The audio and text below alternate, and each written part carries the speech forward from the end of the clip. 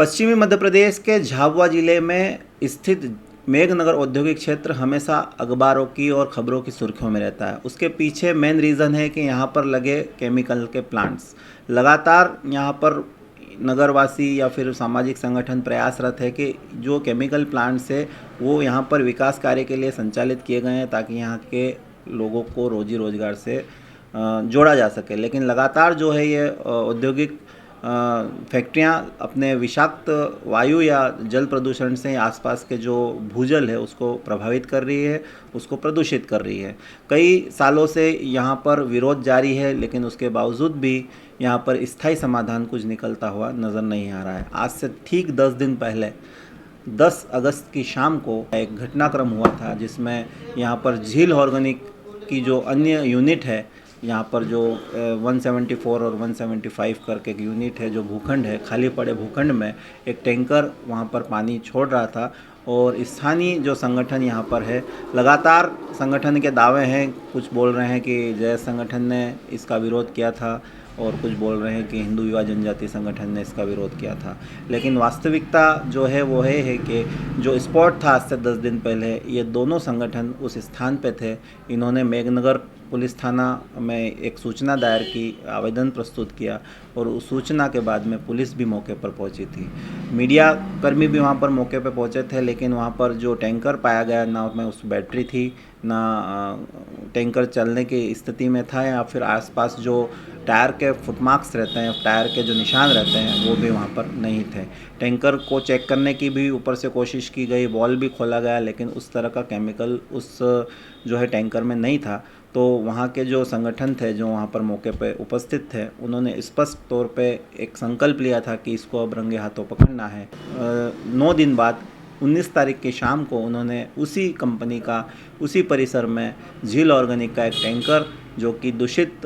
जल से भरा हुआ था वो खाली करते हुए वहाँ से पकड़ा और जो है यहाँ पर आला अधिकारी को सूचना दी। रात के अंधेरे में या फिर प्रशासनिक अधिकारियों के यहाँ पर मौजूदगी नहीं होने के कारण अर्ली मॉर्निंग सुबह फिर ये पुनः दोनों संगठन वहाँ पर मौका स्थल पर पहुँचे और इन्होंने जो है चक्का जाम या फिर सोशल मीडिया पर विरोध प्रस्तुत किया, जिसके बाद एकाएक जो है प्रशासन हरकत में आया और स्थानीय मेघनगर पुलिस के साथ साथ डिप्टी कलेक्टर जो हैं और वर्तमान में जो एसडीएम प्रभारी हैं तरुण जैन, वो भी मौके पर पहुंचे और तहसीलदार रविंद्र सिंह चौहान भी मौके पर पहुंचे और उन्होंने पूरे घटनाक्रम की जांच शुरू की और पाया कि झील ऑर्गेनिक का जो टैंकर है या फिर झील ऑर्गेनिक से निकलने वाला जो अपशिष्ट है वो निश्चित रूप से उस टैंकर में था और यह कहीं ना कहीं भूजल को प्रभावित कर रहा था। अब ये लगातार जो दिन भर का घटनाक्रम रहा, धरना प्रदर्शन, चक्का जाम, इसके लिए सोशल मीडिया पर जब हमने यहाँ पर देखा तो लगातार जय संगठन का भी दावा है कि हमने इस प्रयास को प्रारंभ किया और जो है इसको अंतिम रूप तक पहुँचाया है। हिंदू युवा जनजाति संगठन का भी ये दावा है कि हमने भी इस प्रयास को प्रारंभ किया, इसको जो है आदिवासी समाज के लिए हमने इसको अंतिम रूप दिया। लेकिन वास्तविकता यही है और धन्यवाद के पात्र भी दोनों संगठन हैं, हिंदू युवा जनजाति संगठन और जय संगठन, जिनकी जो लड़ाई है आदिवासियों के हित में है और वो पूरी भी कर रहे हैं। जय संगठन की ओर से आनंद राय ने जो है फेसबुक के माध्यम से बधाई दी, तो वहीं हिंदू युवा जनजाति संगठन और प्रशासन को धन्यवाद का पात्र बता रहे लक्ष्मण सिंह मरकाम ने भी यहाँ पर सोशल मीडिया पर हिंदू युवा जनजाति संगठन और प्रशासन की इस कार्रवाई को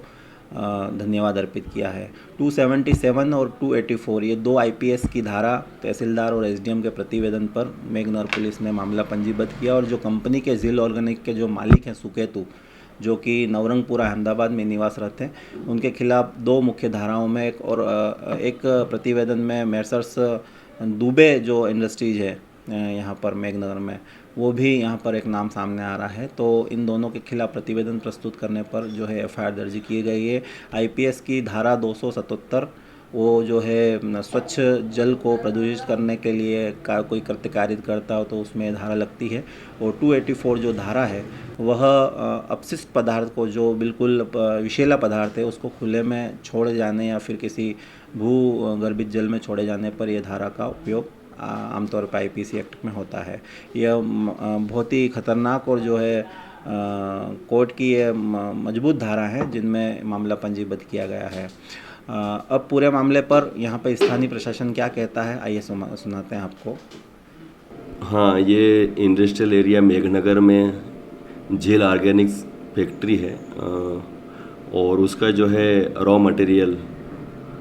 एसिड वगैरह जो रहता है उसको जो है एक खाली जगह वहीं पर है पास में, तो उसमें जो है डंप किया जा रहा था। तो कुछ ग्रामीणों ने, जो आसपास गांव पड़ते वो ग्रामीण इकट्ठे होकर उसको जो है उसके संबंध में पूछताछ की कि ये जो वेस्टेड मटेरियल है उसको आपको किस तरह से उसका निराकरण करना है, और आप जो गलत कर रहे हैं। तो वो ड्राइवर वहाँ से उसको छोड़कर भाग गया और लोगों ने अपने कवरेज में ले लिया उस टैंकर को, और प्रशासन को और हमको ने सबको खबर किया। हम मौके पर पहुँचे,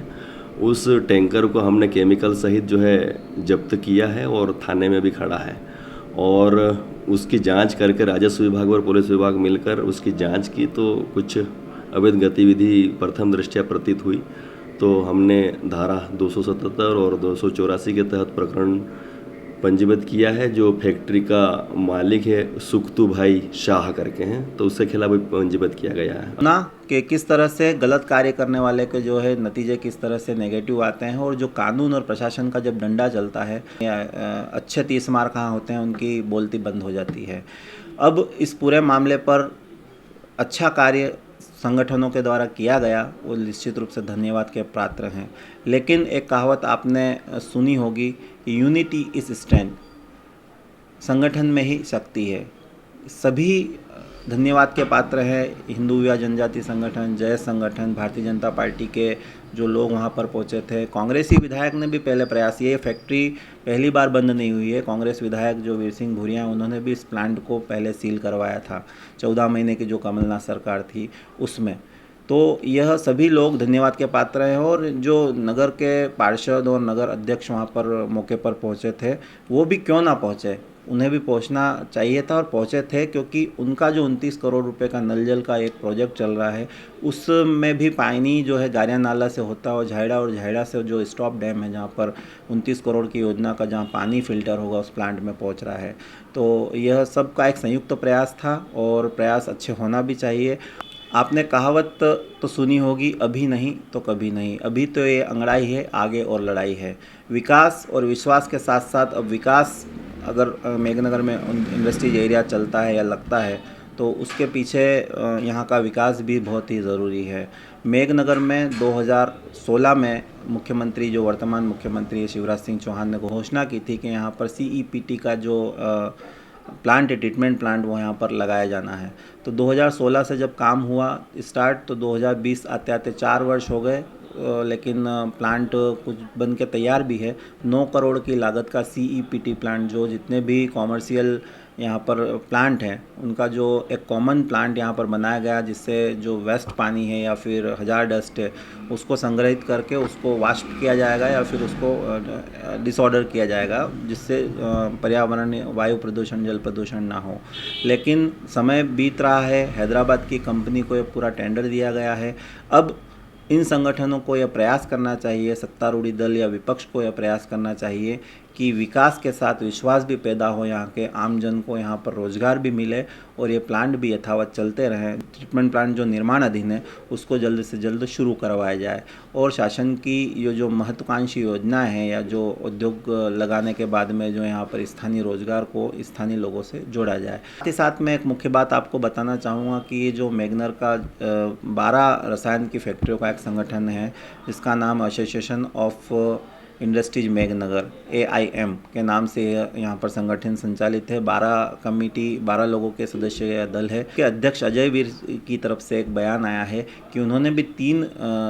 व्यक्तियों की, 3 सदस्यों की कमेटी गठित की है। उसमें जो ये जो प्लांट था झील ऑर्गेनिक, वो भी उनका एक सदस्य था, और अस्थायी रूप से उनकी सदस्यता तो निलंबित कर ही दी है, लेकिन 3 जनों की रिपोर्ट आने के बाद में उनकी जो है उनके ऊपर कड़ा एक्शन लिया जाएगा, और उनके द्वारा ये प्रयास लगातार किए जा रहे हैं कि मेघनगर को साफ, सुंदर और स्वच्छ तरीके से यहाँ पर प्लांट संचालित हो। तो अब विकास के साथ विश्वास और इन संगठनों के किए गए कार्य निश्चित रूप से तारीफ़ काबिल हैं। अब इस ट्रीटमेंट प्लांट की हमें जल्द से जल्द शुरुआत करना है, और इसके लिए प्रयास सभी संगठनों को, सभी राजनेताओं को और यहाँ के नागरिकों को, यहाँ के ग्रामीण क्षेत्र के निवासियों को मिलजुल कर करना पड़ेंगे, तभी एक मजबूत मेघनगर और यहाँ पर रोजगार की स्थापना हो पाएगी। फिलहाल SMS न्यूज़ के लिए कैमरा पर्सन भूपेन के साथ नीलेश भानपुरिया, झाबुआ।